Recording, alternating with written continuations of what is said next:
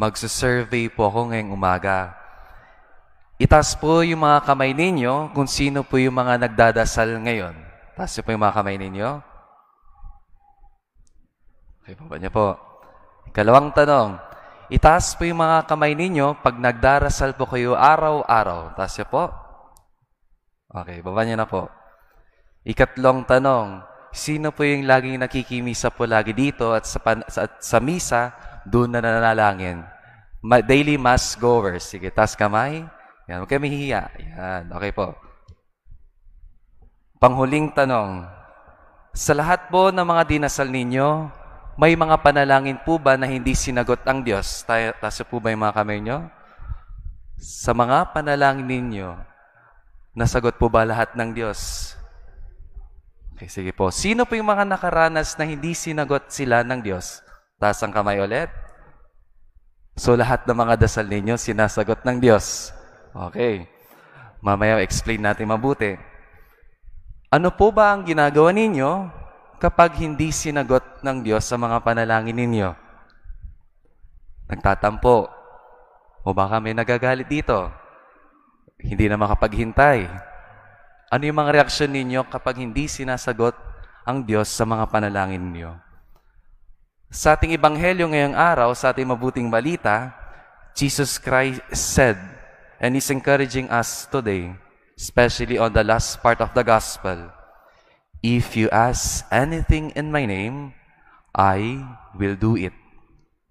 Kung kayo'y humingi ng anuman sa pangalan ko, ay gagawin ko. Question: sa libo-libong panalangin natin sa ating Diyos, ilan po ba ang pinagkaloob niya sa atin? Baka sabihin niyo sa akin mamaya, hindi naman lahat ng mga panalangin ko nadinig ng Diyos. O, hindi lahat ng mga dinasal ko naman pinagkaloob ng Diyos. Dear beloved, it is true that hindi lahat ng mga panalangin natin sinasagot ng Diyos. Ang totoo nga niyan, minsan nga napapatanong tayo sa Diyos, pinapakinggan mo ba ang mga panalangin namin? Yet God is inviting us today that He answers all our prayers. Sa dalawang bagay lang kaso, God answers us in two ways.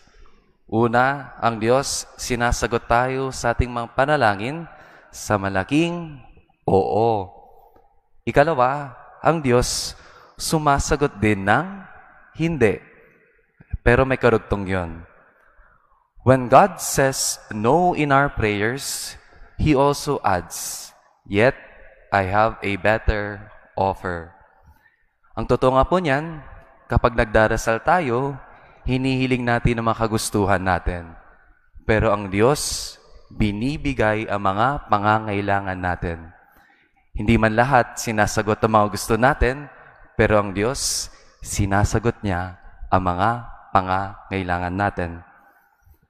Kaya ang paalala sa atin ng Diyos, ang Diyos, pinagkakaloob niya ang mga panalangin natin, lalo na sa mga panahon na pinakakailangan natin. Let me end with a prayer of an unknown soldier. I ask God for strength that I might achieve. I was made weak that I might learn humbly to obey. I asked for help that I might do greater things. I was given infirmity that I might do better things.